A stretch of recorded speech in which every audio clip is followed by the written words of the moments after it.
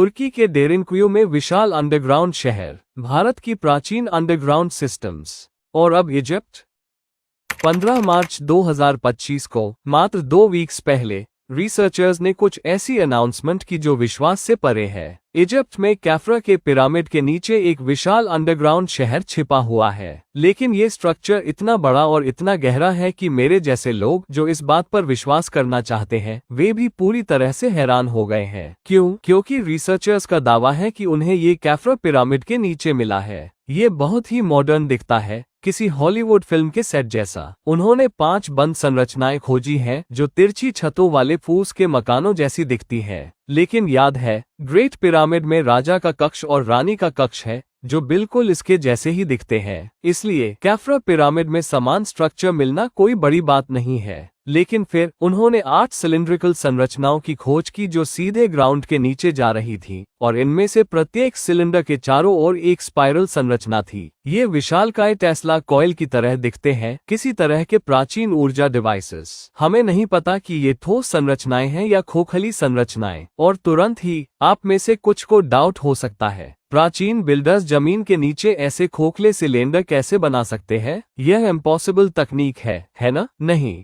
इसे पानी का कुआं कहते हैं। यह मुश्किल नहीं है। हम पानी तक पहुंचने के लिए बड़े बड़े गोलाकार छेद बनाते हैं, और जब हम पानी तक पहुंच जाते हैं तब भी हम रुकते नहीं हैं। हम मैन्युअली कई फीट गहराई तक जाते रहते हैं। ऐसा इजिप्ट ही नहीं बल्कि दुनिया भर के प्राचीन लोगों द्वारा किया जाता रहा है। भारत अपने प्राचीन स्पाइरल कुओं के लिए जाना जाता है जो जमीन के नीचे बहुत गहराई तक जाते हैं। लेकिन मुझे सिलेंडरों की नहीं बल्कि उनकी लंबाई की चिंता है। वे जमीन के अंदर कितनी गहराई तक जा रहे हैं? 500 फीट, 1000 फीट या फिर 2000 फीट से अधिक? जी हाँ, शोधकर्ताओं ने पुष्टि की है कि प्रत्येक सिलेंडर 2126 फीट की गहराई तक जाता है। यह वाकई असाधारण है, क्योंकि तुर्की के प्राचीन अंडरग्राउंड शहर डेरेकुयू को देखिए, ये लगभग 18 लेवल्स नीचे तक भूमिगत है, लेकिन इसकी गहराई केवल 200 फीट है। इजिप्ट का स्ट्रक्चर उससे 10 गुना ज्यादा गहरा है। अगर यह सच है तो हमने कुछ ऐसा खोजा है जो वाकई इतिहास और आर्कियोलॉजी को बदल सकता है। यह इतना गहरा है कि इसकी कल्पना करना असंभव है। देखो, हर कोई इस विशालकाय मूर्ति को जानता है, स्टैच्यू ऑफ लिबर्टी। आप इसके बगल में लोगों को देख सकते हैं, वे चींटियों की तरह दिखते हैं,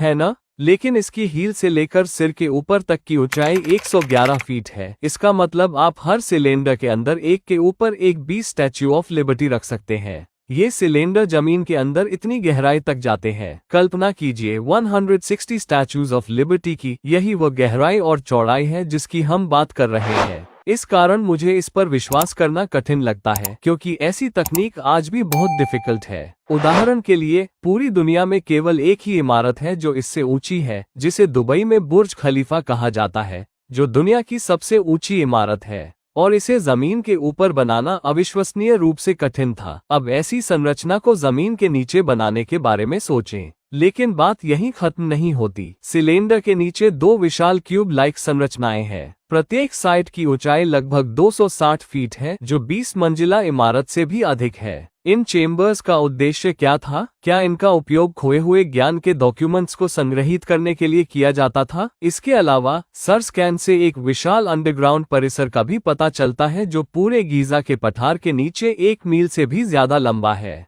क्या यह अटलांटिस से जुड़ा होगा? क्या इन अंडरग्राउंड क्षेत्रों में सरीसृप प्राणी जैसे नागा रहते थे? क्या यह नई वर्ल्ड व्यवस्था का गुप्त मिलिट्री बेस है? लेकिन इजिप्ट के अधिकारी, जो रिसर्चर्स का प्रवेश रोकने के लिए कुख्यात हैं, उन्होंने कैफ्रा पिरामिड को स्कैन करने की अनुमति कैसे दी? उन्होंने ऐसा कुछ नहीं किया। ये स्कैन एक प्राइवेट कंपनी के परिक्रमा कर रहे सैटेलाइट की मदद से किया गया था। पृथ्वी से 400 मील ऊपर स्थित 2 उपग्रहों से रडार सिग्नल्स भेजे गए। उन्होंने इस तरह से स्कैन करवाया क्योंकि इजिप्ट के अधिकारी इस तरह के स्कैन को पिरामिड साइट पर कभी स्वीकार नहीं करते। ये वेल नोन है कि इजिप्ट के अधिकारी पिरामिडों पर डीप रिसर्च का विरोध करते हैं। दरअसल इजिप्ट के आर्कियोलॉजी का चेहरा माने जाने वाले डॉक्टर जाही हवास कुछ लोगों को पिरामिडियट्स कहने के लिए जाने जाते हैं। पिरामिडियट्स कौन है? जो कोई भी यह मानने से इनकार करता है कि पिरामिड केवल मृतकों को दफनाने के लिए कब्रें हैं, उन्हें पिरामिडियट्स कहा जाता है। इजिप्ट इजिप्टोलॉजी की मुख्य मान्यता यह है पिरामिड कब्रों के रूप में बनाए गए थे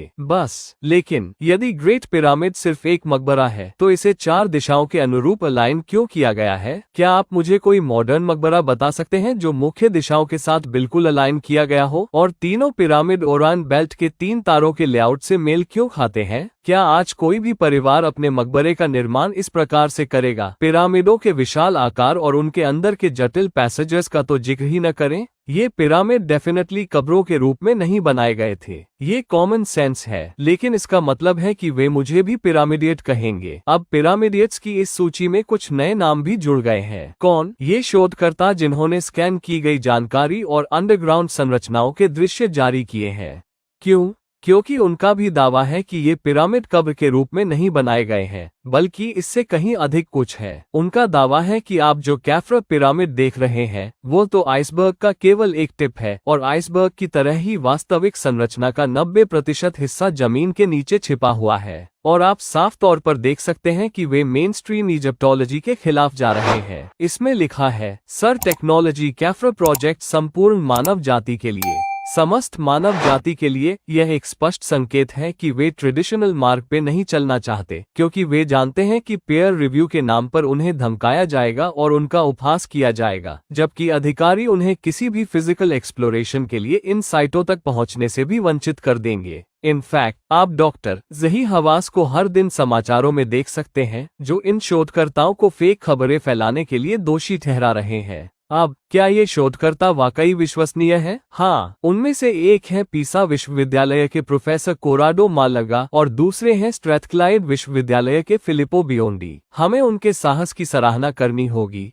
क्योंकि अब उन्हें सूडो वैज्ञानिक और कॉन्स्पिरेसी थियरिस्ट कहा जाएगा और मुख्यधारा के विरोध के कारण वे अपने अकादमिक पद भी खो सकते हैं। लेकिन क्या शोधकर्ता विश्वसनीय तकनीक का इस्तेमाल कर रहे हैं? सबसे महत्वपूर्ण बात यह है कि क्या उन्होंने पहले भी इसका सफलतापूर्वक इस्तेमाल किया है? हाँ, एक्चुअली उन्होंने 2022 में गीजा के ग्रेट पिरामिड का अध्ययन करने के लिए इसी तकनीक का उपयोग किया है।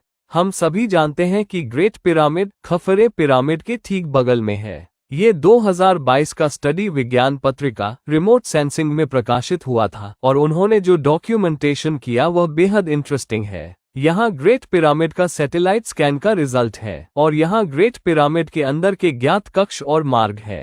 अब यदि आप दोनों को मिला दें तो आप देख सकते हैं कि वे एक्यूरेटली मेल खाते हैं। इससे साबित होता है कि उनकी सर तकनीक सही काम करती है, और उस समय किसी ने उन पर सवाल नहीं उठाया, क्योंकि वे केवल वही दिखा रहे थे जो हम पहले से जानते हैं। लेकिन जब उन्होंने यही तकनीक कैफ्रा पिरामिड पर लागू की और इन अंडरग्राउंड संरचनाओं को उजागर किया तो हंगामा मच गया, क्योंकि मेन स्ट्रीम मीडिया ये स्वीकार नहीं करना चाहता कि इतना बड़ा अंडरग्राउंड शहर पिरामिड के नीचे मौजूद है। क्यों? क्योंकि ज्यादातर लोग विज्ञान पर नहीं बल्कि कहानी पर यकीन करते हैं। ऐसी परिस्थितियों में आम लोग आम सहमति से ही काम करेंगे। उदाहरण के लिए, यदि आप 10 YouTube वीडियो देखते हैं और उनमें से 8 में दावा किया गया है कि यह झूठ है, तो आप मानेंगे कि यह फर्जी खबर है। और इसके विपरीत, यदि आप 10 पोस्ट देखें जो दावा करते हैं कि यह लेजिट है, तो आप विश्वास करेंगे कि यह सच है। मनोविज्ञान में इसे सामाजिक प्रमाण कहा जाता है, और यह एक पूर्वाग्रह है जो हर किसी में होता है। उदाहरण के लिए, अब तक अधिकांश लोग यही सोचते थे कि रशिया एक बुरा देश है, और अब अचानक वे ये सोचने लगे हैं कि यूक्रेन ही वह बुरा देश है जिसने रूस को उकसाया। ऐसा इसलिए है क्योंकि नरेटिव बदल गया है, इसलिए कथा भी बदल गई है। और हमें ये स्वीकार करना होगा कि एक आम आदमी कभी भी पूरी तरह से नहीं समझ पाएगा कि वास्तव में क्या हो रहा है और इसके पीछे असली जिम्मेदार कौन है। तो क्या आपको यह मानना चाहिए कि कैफ्रा पिरामिड के नीचे एक अंडरग्राउंड सिस्टम मौजूद है? नहीं। तो क्या आपको इस पर विश्वास नहीं करना चाहिए? नहीं। बस तब तक इस पर सवाल उठाते रहें जब तक कि यह संदेह से परे सही या गलत साबित न हो जाए। आप इसे कैसे सही या गलत साबित करेंगे? अगर इजिप्ट के अधिकारी आसानी से खोदी जा सकने वाली जगहों पर खुदाई शुरू कर दें, तो वे आसानी से पता लगा सकते हैं कि यह सच है या नहीं। ऐसा करने का ये सबसे आसान तरीका है, और मुझे लगता है कि पॉसिबल है कि ये संरचनाएं वास्तव में अंडरग्राउंड रूप से मौजूद हों। लेकिन मेरे मन में कई सवाल हैं। क्या होगा अगर ये नेचुरल स्ट्रक्चर है? क्या होगा यदि ये नेचुरल दरारें या गुफाएं हैं जो चूना पत्थर की चट्टानों के नीचे गहराई में स्थित है? हम जानते हैं कि इन एरियाज में प्राकृतिक गुफाएं मौजूद हैं, और बेड रॉक्स में ऐसे दोष हमेशा देखे जाते हैं। लेकिन शायद प्रकृति 8 समान दूरी वाले सिलेंडर नहीं बना सकती जो सभी एक ही गहराई तक भूमिगत हो और 2 क्यूब्स के अंदर समाप्त हो। इसलिए शायद वे एक्चुअली आर्टिफिशियल संरचनाएं हैं। दूसरा सवाल वाटर लेवल का है। ये सभी वाकई हैरान करने वाला है। याद होगा इन संरचनाओं की गहराई 2000 फीट से नीचे जा रही है ना? लेकिन गीजा पठार पर वर्तमान वाटर लेवल सतह से लगभग 50 फीट नीचे है और कैफ्रा के पिरामिड की जमीन आसपास के एरिया की तुलना में थोड़ी ऊंची है, इसलिए वाटर लेवल लगभग 100 फीट गहरा है। इसलिए ये स्ट्रक्चर्स न केवल अंडरग्राउंड स्ट्रक्चर्स हैं, बल्कि ये अंडरवाटर स्ट्रक्चर्स भी हैं। लेकिन एक डिटेल ऐसा है जो वास्तव में शोधकर्ताओं के फाइंडिंग्स के ऑपोजिट है। सर टेक्नोलॉजी पानी में प्रवेश नहीं कर सकती है और यह नहीं देख सकती कि पानी के अंदर क्या है। सिंपल शब्दों में कहें तो यदि वे ऊपर से स्कैन कर रहे हैं तो उन्हें पानी से होकर गुजरना होगा जो 100 फीट की गहराई पर है, लेकिन सर पानी के अंदर नहीं जा सकता, तो फिर उन्हें वाटर लेवल के नीचे 2100 फीट से अधिक गहराई में जाकर ये सभी डिटेल्स कैसे मिले? अब इससे ऑटोमेटिकली उनके कंक्लूजन्स खारिज नहीं हो जाते। हो सकता है कि उनके पास इसके लिए कोई और स्पष्टीकरण हो। ये शोधकर्ता एक और बहुत ही इंटरेस्टिंग बात कह रहे हैं। वे साइट पर अधिक स्कैन्स चाहते हैं। वे अपने फाइंडिंग्स को वेरीफाई करने के लिए भूकंपीय इमेजिंग और म्यूऑन डिटेक्शन जैसी तकनीक चाहते हैं। इसका मतलब ये है कि वे एक्चुअली अपनी खोज को वेरीफाई करने में इंटरेस्टेड हैं। हालांकि ये पॉसिबिलिटी है कि इजिप्ट के अधिकारी और मुख्यधारा के लोग उनकी प्रतिष्ठा को धूमिल करते हुए उनको ब्लॉक कर देंगे और आम लोग धीरे धीरे इस खोज को भूल जाएंगे। लेकिन एक सवाल सचमुच दिमाग को झकझोर देने वाला है। इस प्राचीन भूमिगत शहर का उपयोग कौन कर रहा है? मुझे उम्मीद है कि आपको यह वीडियो पसंद आया होगा। मैं प्रवीण मोहन। वीडियो देखने के लिए बहुत बहुत धन्यवाद। सब्सक्राइब करना न भूलें और मैं जल्द ही आपसे फिर बात करूंगा। बाय।